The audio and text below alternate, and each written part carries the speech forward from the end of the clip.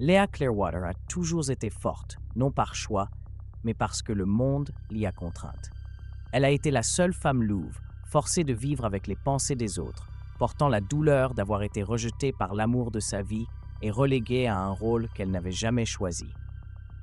Alors que tout le monde avançait autour d'elle, Léa sentait son âme se rouiller. Une nuit, elle décida de rompre avec ce destin.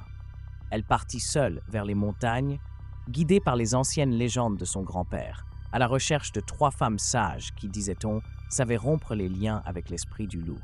Et elle y parvint.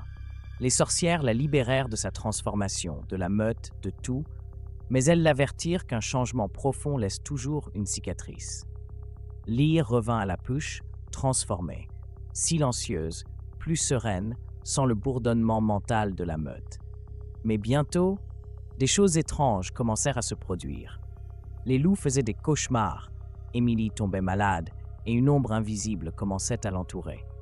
Elle comprit alors que le rituel ne l'avait pas seulement libérée, il avait aussi libéré l'esprit du loup qui avait été une partie d'elle.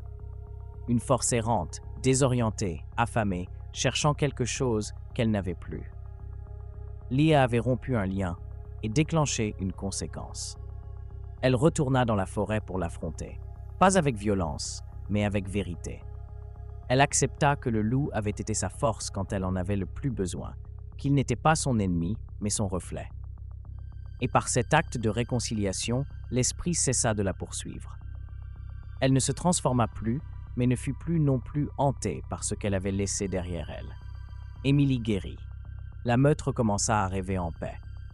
Des mois plus tard, lorsque Jacob lui rendit visite, Leah n'était plus la femme amère qu'elle avait été.